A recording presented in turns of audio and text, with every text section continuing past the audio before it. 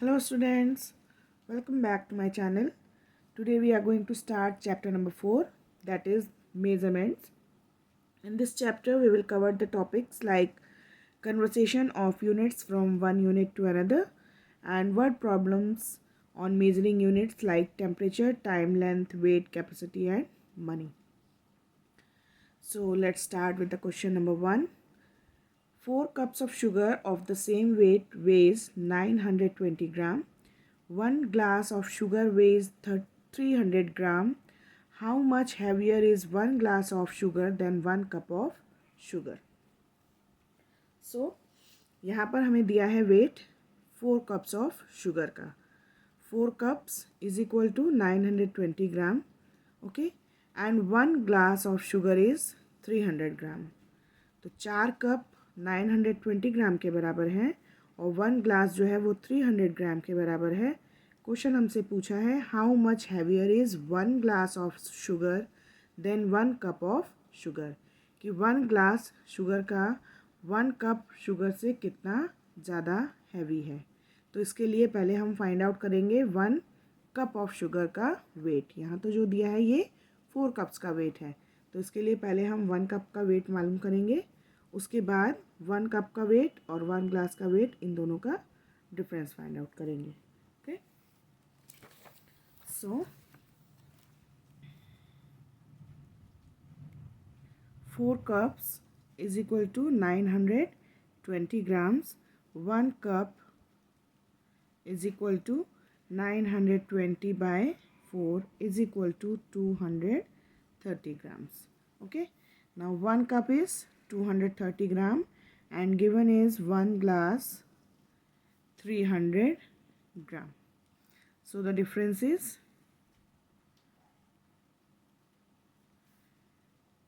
300 gram minus 230 gram is equal to 70 gram. So the answer is option D. Now question number 2. The given clock shows the time at which the cricket match finishes in the evening. जो clock में time show किया हुआ है वो match के finish होने का time है, क्रिकेट मैच के फिनिश होने का टाइम है. इट मीन्स 6:20 पर क्रिकेट मैच फिनिश हुआ है. Okay, if the match was 3 hours 20 minutes long, अगर जो मैच है वो 3 hours 20 minute तक चला है and there was a break of 30 minutes in between, और बीच में 30 minutes का ब्रेक भी हुआ है, then at what time did the match starts. तो मैच स्टार्ट जो हुआ था वो किस टाइम पर हुआ था. समझ रहे हैं क्वेश्चन, कि क्वेश्चन मैच फिनिश होने का टाइम बताया है, मैच की ड्यूरेशन क्या थी ये बताया है, ब्रेक कितने टाइम का था ये बताया है. हमें फाइंड आउट करना है कि मैच कितने बजे स्टार्ट हुआ था. Okay, so match finish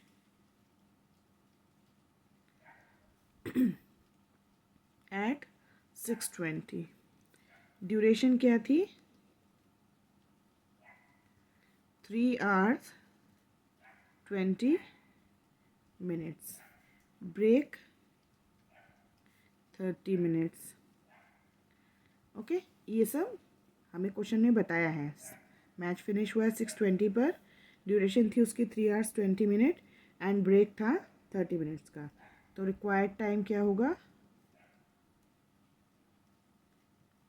required time is 3 hours 50 minutes before 6:20, है ना. 3 hours 20 minutes का मैच था, उसमें 30 minutes का ब्रेक भी था. तो required time is 3 hours 50 minutes, 20 minutes plus 30 minutes, 3 hours 50 minutes before 6:20. Okay, तो अगर 6:20 से 3 hours 50 minutes पहले का हम टाइम फाइंड आउट करेंगे तो वो होगा 2 hour 30 minute और 2:30 PM. Okay, so 2:30 p.m. Option C is the answer. Now express 5 2/3 hours in minutes. 5 2/3 hours को मिनट में कन्वर्ट करना है. So 5 2/3 hours is equal to 3 5 जा 15 into 17/3 hours is equal to 1 hour is equal to 60 minutes.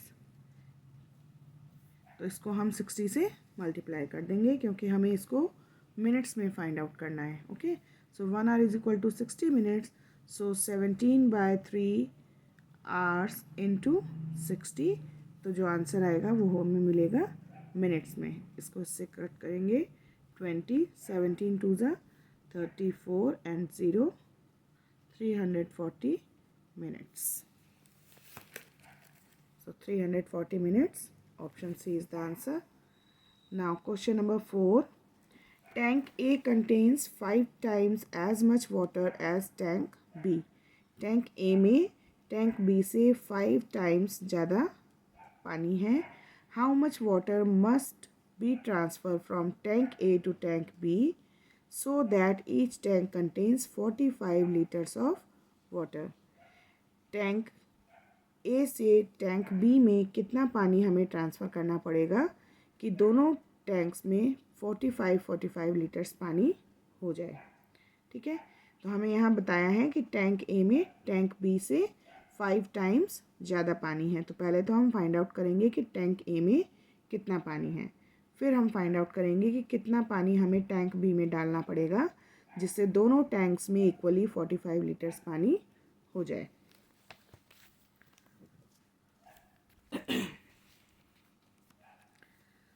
So water in tank B is equal to X. Okay, ये हम मान लेते हैं अभी. Therefore water in tank A में B से 5 times ज़्यादा है. So 5x. ओके, B में जितना भी पानी है उसका 5 टाइम्स टैंक A में है. So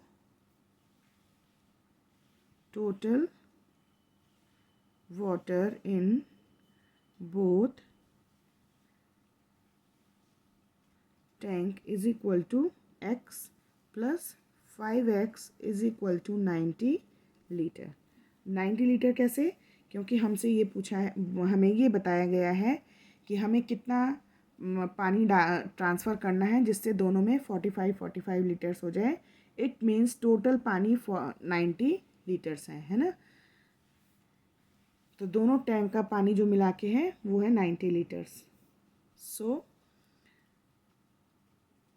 6x is equal to 90 litre. Therefore x is equal to 90/6 is equal to 15 litre. Okay, तो x की वैल्यू आई 15 लीटर. इसका मतलब water in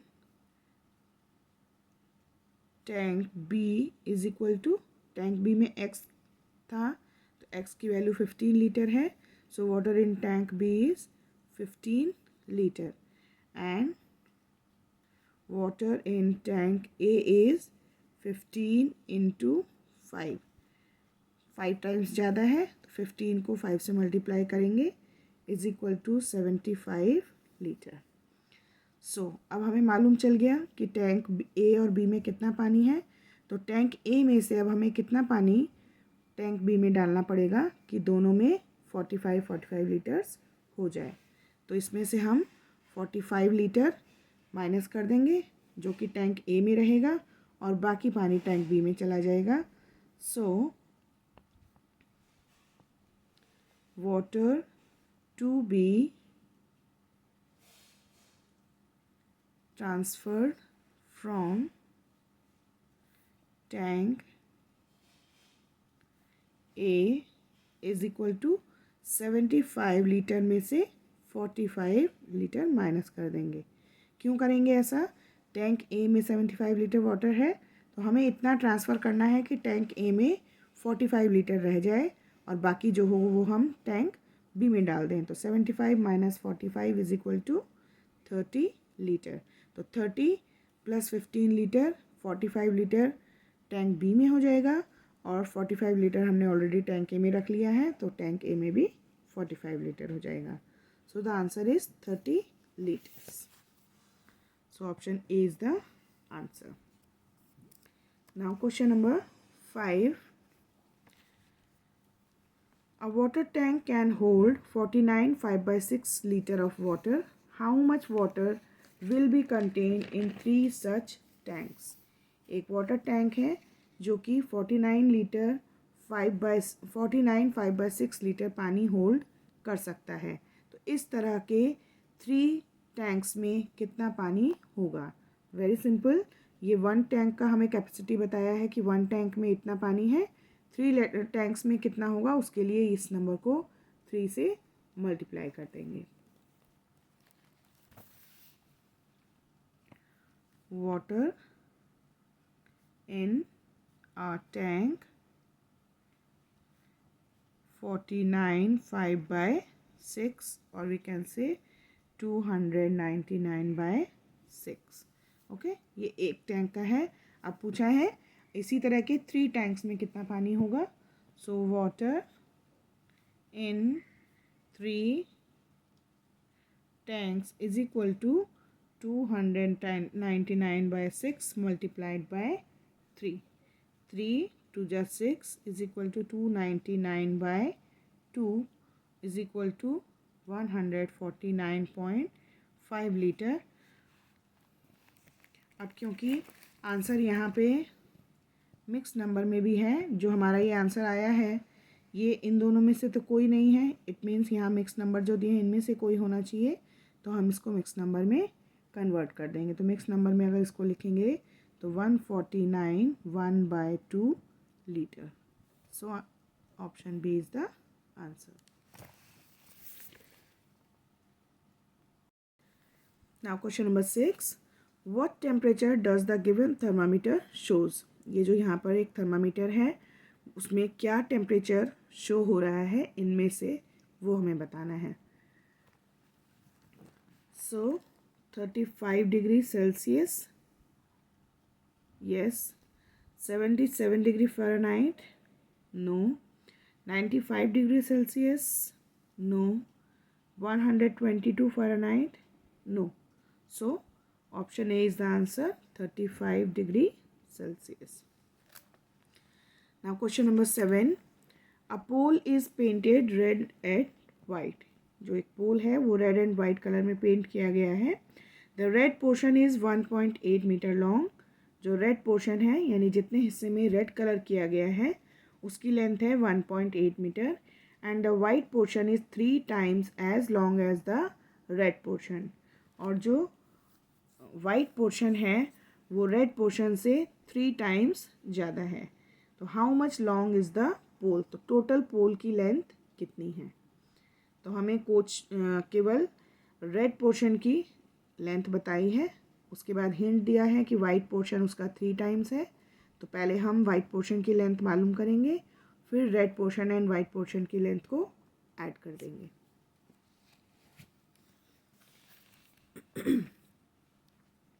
red portion is 1.8 meter and white portion 1.8 meter into 3, that is 5.4 meter. So total length of the pole is 1.8 meter plus 5.4 meter. Okay, तो इन दोनों को add करेंगे तो हमारे पास आ जाएगा 7.2 metre. Let's see the answer. Option B 7.2 metre. Now question number 8, The given figure shows two markers. What is the sum of length of both the markers? दो markers को यहाँ पर शो किया गया है, उनकी लेंथ हमें यहाँ पर दिख रही है. पहले तो हम दोनों की लेंथ को फाइंड आउट करना है, देन उनका सम फाइंड आउट करना है. ओके, सो आप अगर ध्यान से देखें तो ये जो मार्कर प्लेस किए हुए हैं वो ज़ीरो से प्लेस नहीं किए हैं, है ना. बीच में से उनका मेज़रमेंट हमें शो किया हुआ है. तो पहले हम इनकी लेंथ फाइंड आउट करेंगे. फर्स्ट मार्कर जो है वो हमें दिखाया हुआ है 1.2 मिलीमीटर से लेकर 5.8 मिलीलीटर. तो जो छोटा वाला मार्कर है उसकी लेंथ होगी, length of marker Q is 5.8. इस लेंथ में से ये जो मार्क है इसमें से ये मार्क जो जहाँ से स्टार्ट है उसको माइनस कर देंगे. 1.2 metre is equal to 4.6 metre. ठीक है, क्योंकि ज़ीरो से स्टार्ट नहीं है इसलिए हमें इसकी लेंथ इस तरह से मालूम करनी होगी कि वो कहाँ से कहाँ तक मार्क किया हुआ है. Now length of marker P 6.8 minus 0.8 metre is equal to 6 metre. Okay, so ये दोनों लेंथ हमारे पास दोनों मार्कर्स की आ गई. Now the sum of length is equal to 4.6 metre plus 6 metre is equal to 10.6 metre. So the answer is option B. Now question number 9. At 11 a.m. the temperature was 32 degrees Celsius. After 1 hour it had been gone up by 7 degrees Celsius, and then after every 1 hour it had gone down by 3 degrees Celsius. What was the temperature at 2 p.m.? 11 a.m. पे temperature था 32 degree Celsius. After 1 our, 1 घंटे के बाद, it had gone up by 7 degree Celsius. 1 घंटे के बाद 7 degree Celsius से बढ़ जाता है. देन आफ्टर एवरी 1 ईयर, और उसके बाद हर 1 घंटे के बाद, it had gone down by 3 degree Celsius. हर 1 घंटे के बाद 3 डिग्री सेल्सियस कम हो जाता है. So what was the temperature at 2 p.m. तो 2 p.m. पर क्या टेम्परेचर होगा? ओके, सो 11 a.m. पर टेम्परेचर है 32 डिग्री सेल्सियस. ओके, उसके बाद 1 घंटे बाद उसका टेम्परेचर हो जाता है 32 degree Celsius plus 7 degree Celsius बढ़ जाता है, तो वो हो जाता है 39 डिग्री सेल्सियस. उसके बाद हर 1 घंटे यानी 1 p.m. 3 डिग्री सेल्सियस कम हो जाएगा.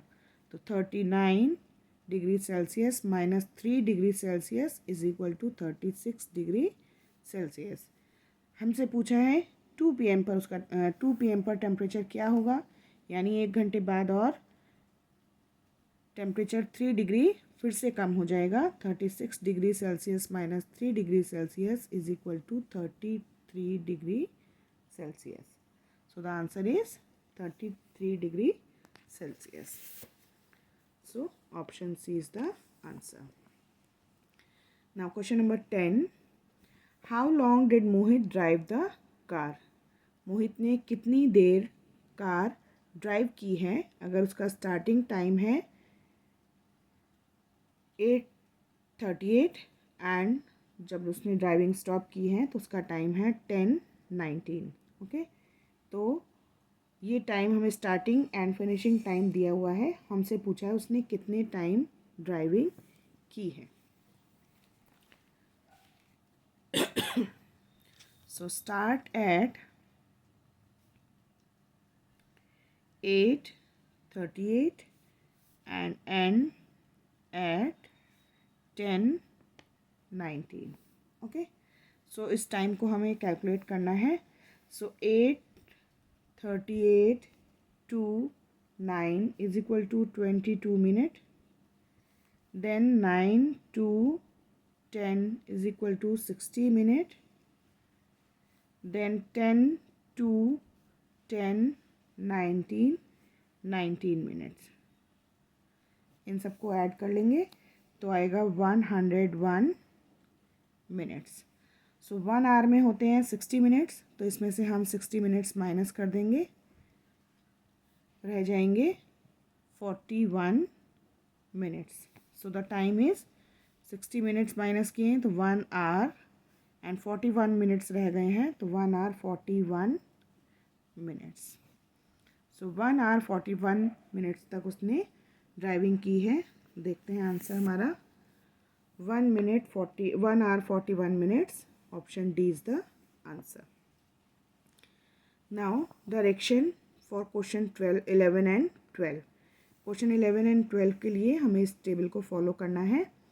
ये टेबल दी गई है जिसमें हमें प्राइस बताए हैं 3 अलग अलग शॉप पर, शर्ट का प्राइस और ट्राउज़र्स का प्राइस. ओके, शॉप ए में 2 शर्ट्स हैं 1500 रुपीज़ की, शॉप बी में 3 शर्ट्स हैं 2100 रुपीज़ की, एंड शॉप सी में 1 शर्ट है 600 रुपीज़ की. ओके, एंड जो ट्राउज़र्स हैं, शॉप ए में एक ट्राउज़र है 900 रुपीज़ की, शॉप बी में 2 ट्राउज़र्स हैं 1700 रुपीज़ की, एंड शॉप सी में 3 ट्राउज़र्स हैं 100 रुपीज़ की. ठीक है, तो जो भी क्वेश्चन हमसे पूछे उसके लिए पहले तो हमें फाइंड आउट करना होगा 1 शर्ट का प्राइस और यहाँ 1 ट्राउज़र का प्राइस. ओके, तो शॉप ए में पहले हम देख लेते हैं. 2 shirts is equal to 1500. Therefore 1 shirt is, इसका हाफ करेंगे तो 750. ओके, नाउ ट्राउज़र जो है वो हमें ऑलरेडी दी हुई है. 1 ट्राउज़र का प्राइस दिया हुआ है 900. Now shop B 3 shirts is equal to 2100. Therefore 1 shirt is, 3 से इसको डिवाइड करेंगे तो 700. एंड ट्राउज़र का प्राइस 2 ट्राउज़र हैं 1700 की. Therefore 1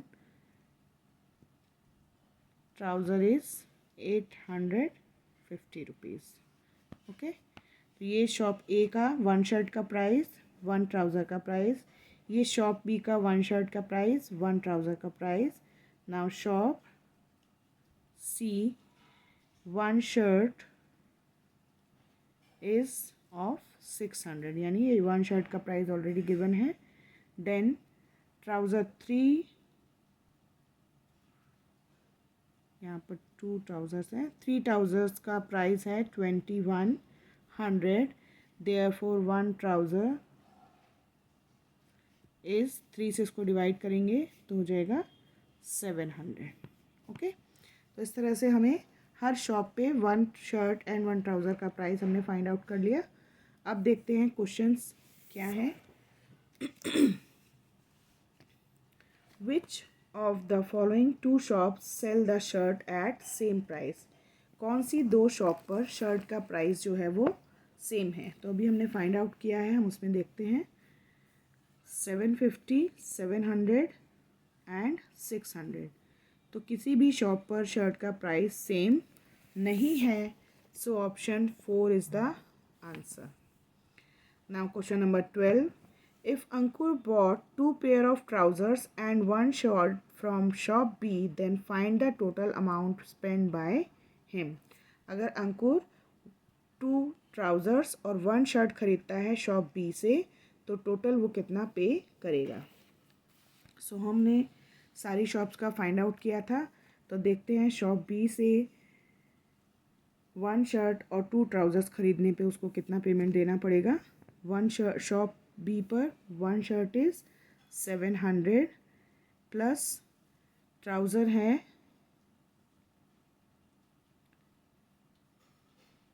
850। तो 2 ट्राउज़र्स उसने ख़रीदी हैं, तो 2 ट्राउज़र्स हो जाएंगी 1700 की। टोटल हम करेंगे, इसको ऐड करेंगे 2400। ओके, कि अगर वो शॉप बी से 1 शर्ट एंड 2 ट्राउज़र्स ख़रीदता है तो उसको 2400 रुपीज़ स्पेंड करने पड़ेंगे। सो 2400, option A is the answer. Now question number 13. The height of a cupboard is thrice the height of a bookshelf. If the height of the cupboard is 2 meter 43 centimeter, then find the height of the bookshelf. जो bookshelf है जो cupboard है वो book shelf की height से thrice यानी 3 times ज़्यादा है। तो यहाँ पर हमें कबोर्ड की लेंथ हाइट दी हुई है, बुक शेल्फ की हाइट हमें मालूम करनी है और बुक शेल्फ हमें बताया है कि इसका जो ये कबोर्ड की हाइट है वो बुक शेल्फ की थ्राइस है, तो इसको हम 3 से डिवाइड करेंगे।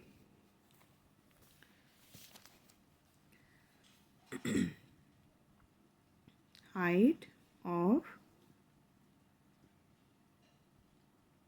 कबोर्ड इज़ 2 मीटर 43 सेंटीमीटर और 2.43 मीटर, है ना, क्योंकि यहाँ पर मीटर में दिया हुआ है। मोस्टली आंसर्स जो है मीटर में है, इसलिए हम इसको मीटर में कन्वर्ट कर लेते हैं। अगर मीटर में हमारा आंसर नहीं आएगा तो हम वापस इसको सेंटीमीटर में कन्वर्ट कर देंगे। Okay, so height of book shelf is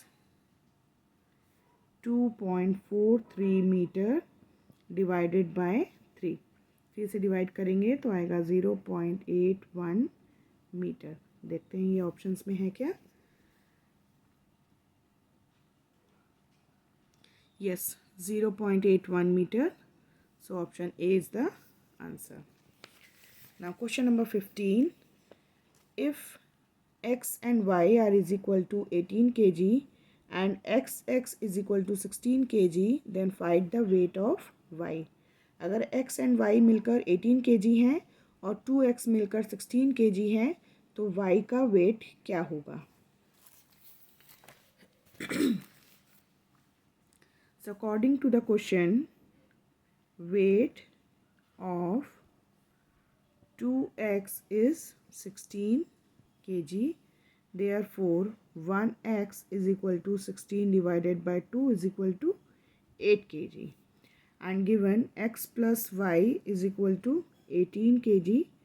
So x की वैल्यू 8 हमने यहाँ फाइंड की, तो 8 plus y is equal to 18 kg, y is equal to 18 kg minus 8 kg is equal to 10 kg. So y is equal to 10 kg. So option B is the answer. Now if P is equal to 9.2 into 3.5 meter and Q is 5 meter less than P, then what is the length of Q? अगर P की length 9.2 into 3.5 metre है और Q की length 5 metre less है P से, तो Q की length क्या होगी। यानी P की लेंथ अगर इतनी है, इसको मल्टीप्लाई करके जो लेंथ आएगी वो P की लेंथ है और उससे 5 मीटर कम जो है वो Q की लेंथ है, तो Q की लेंथ क्या होगी। तो इसके लिए पहले हम P की लेंथ फाइंड आउट करते हैं। P is equal to 9.2 into 3.5. So P is equal to 32.2 metre. इनको मल्टीप्लाई करेंगे। Then Q is equal to 32.2 minus 5 is equal to 27.2 meter. So option D is the answer. So today we have done up to question number 15. From question number 16 we will do in our next video. Till then, practice all the questions. Take care of yourself. Bye bye.